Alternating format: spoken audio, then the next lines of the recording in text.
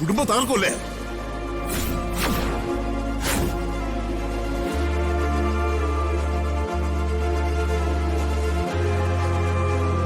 എടാ, എന്റെ ആങ്ങളുടെ നേരെ കൈ വാങ്ങുമല്ലേ നീ?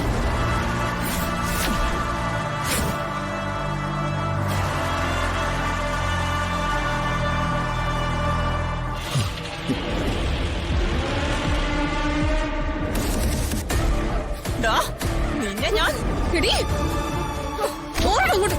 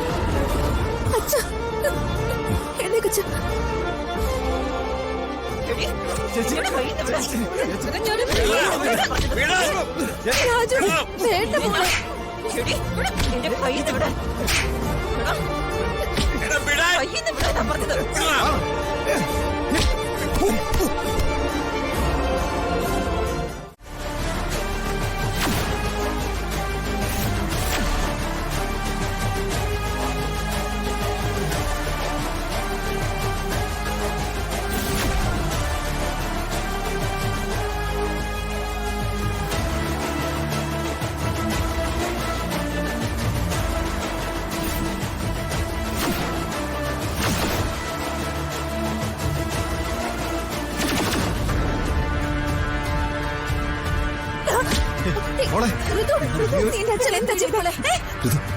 മിണ്ടരുത് നീ. മോളെ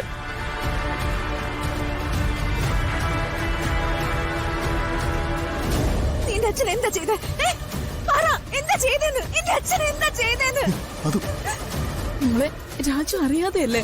മിണ്ടരുതാരും. നിന്റെ അച്ഛനെ തൊട്ട അമ്മയാണെങ്കിൽ ഇപ്പോൾ ഞാൻ ക്ഷമിക്കില്ല.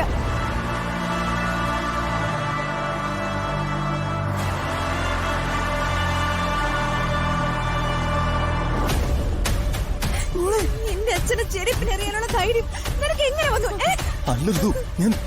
മോളെ, അതവ മനഃപൂർവ്വം ചെയ്തതല്ലോ. നിങ്ങൾ ഇവന്റെ അമ്മയല്ലേ? നിങ്ങൾ അങ്ങനെ പറയൂ. മോളെ ഋതു, നീ പറയുന്നൊന്ന് കേക്ക്. ചെറിയ ഇടപെടരുത്. എന്റെ അച്ഛനെ ചെരുപ്പിനെറിഞ്ഞവൻ ആരായാലും ഞാൻ അവനെ വെറുതെ വിടില്ല. പറ. അതൊരിക്കലും ഒരിക്കലും മനഃപൂർവ്വം അല്ല.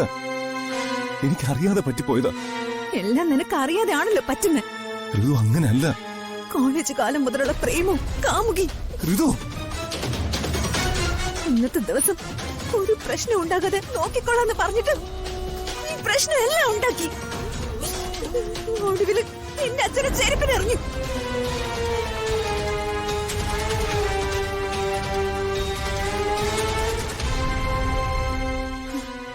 എന്റെ അച്ഛനോട് മാപ്പ് ചോദിക്കൂ. മാപ്പ് ചോദിക്കാതെ പിന്നെ ഞാൻ വിടില്ല. ഞാൻ എന്റെ ഹൃദയത്തിലും കൊണ്ടു നടക്കുന്ന ദൈവ വർമ്മ സാറ്. ഞാൻ സാറിനോട് തെറ്റ് ചെയ്തിട്ടില്ല. എങ്കിലും ഞാൻ മാപ്പ് ചോദിക്കാം.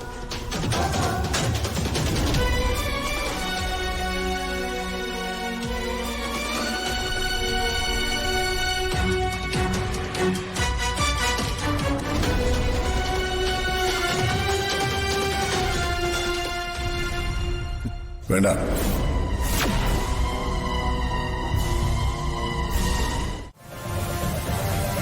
ഇവളോടാ.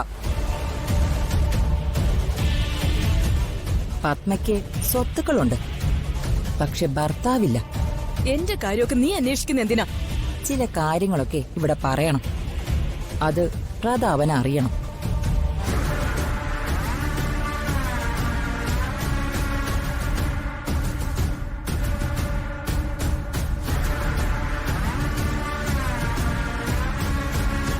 മോനെ, നിനക്കറിയാമോ, നീ കാണുന്ന മനക്കലെ പെണ്ണല്ല സിസ്റ്റർ പവിത്ര.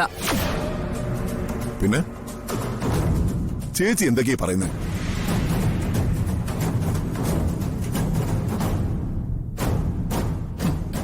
സിസ്റ്റർ പവിത്ര എന്ന പേരിലെ ഒരു സ്ത്രീ ഇല്ല. അതെ, ദൈവളുണ്ടാക്കിയൊരു കള്ള പേരാ.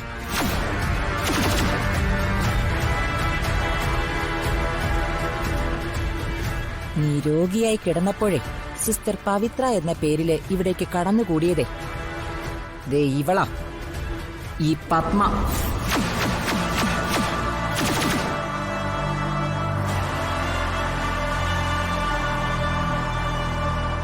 പിന്നെ ഇവള് ചെയ്തതെന്താന്നറിയാലോ? സംയുക്ത എന്നൊരു സ്ത്രീയെ സിസ്റ്റർ പവിത്രയായി നിനക്ക് പരിചയപ്പെടുത്തി. അയ്യോ അല്ല സാർ, ഇത് എന്തൊക്കെ ചതികളാ ചേച്ചി ഞാനീ കേൾക്കുന്നത്? നീയേ ബാക്കിയോടി കേൾക്ക്. ആ സ്ത്രീയെ കൊണ്ട് നിന്നെ പ്രണയിപ്പിക്കാനും അങ്ങനെ കല്യാണം കഴിപ്പിക്കാനേ ഒരു ശ്രമവും നടത്തി.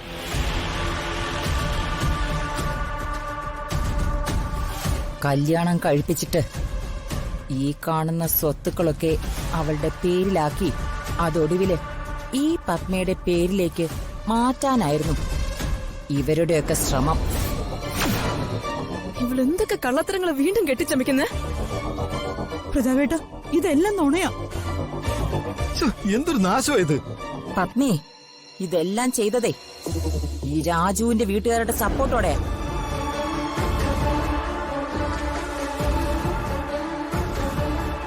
ഇതിനൊക്കെ കൂട്ടുനിന്നതേ രാജുവും രാജുവിന്റെ വീട്ടുകാരുവാ. ഇവരെന്തൊക്കെ മര്യാദയുടെ വിളിച്ചു പറയണേ? ഇവര് തല്ലിക്കൊല്ലാനും ഇവിടെ ആരുമില്ലേ?